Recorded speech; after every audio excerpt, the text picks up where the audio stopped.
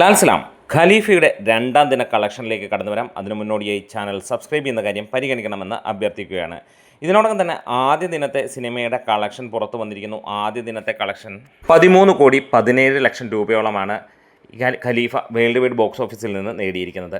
Territory vice നോക്കുകയാണെങ്കിൽ കേരളത്തിൽ നിന്ന് 5,30,00,000 രൂപയും റെസ്റ്റ് ഓഫ് ഇന്ത്യയിൽ നിന്ന് 1 കോടി രൂപയും നേടി 6,30,00,000 രൂപയാണ് ഇന്ത്യ കളക്ഷനായി നേടിയത്. GCCയിൽ നിന്ന് $490K, USA കാനഡയിൽ നിന്ന് $48K, UK അയർലൻഡിൽ നിന്ന് $113K, ഓസ്ട്രേലിയ ന്യൂസിലാൻഡിൽ നിന്ന് $38K, Europe and rest of വേൾഡിൽ നിന്ന് $31K, അങ്ങനെ ഓവർസീസിൽ നിന്ന് $720K, അതായത് 6,87,00,000 രൂപ നേടിയെന്നാണ് പുറത്തു വരുന്ന റിപ്പോർട്ടുകൾ. അങ്ങനെ 13,17,00,000 രൂപയാണ് സിനിമയുടെ ആദ്യ ദിനത്തെ കളക്ഷൻ. ഒട്ടും മോശമല്ലാത്ത കളക്ഷനാണ്. സിനിമയ്ക്ക് ഹെവി നെഗറ്റീവ് വന്ന സ്ഥിതിക്ക് ഇത്ര പോലും നമ്മൾ പ്രതീക്ഷിച്ചതല്ല.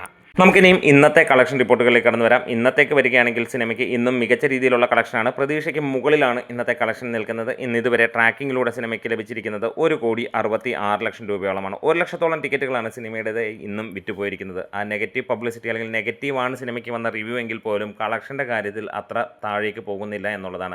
ഇതിനോടകം തന്നെ 2 കോടി കടന്നിരിക്കുന്നു. കേരള ബോക്സ് ഓഫീസിൽ നിന്ന് 2.5 കോടിയോളം ഇന്ന് നേടുമെന്നുള്ളതാണ്. അപ്പോൾ ഇനി വരുന്ന ശനി ഞായർ ദിനങ്ങളിലും സിനിമ 2.5-3 കോടിക്ക് മുകളിൽ തീർച്ചയായും നേടുമെന്നുള്ളതും ആണ്.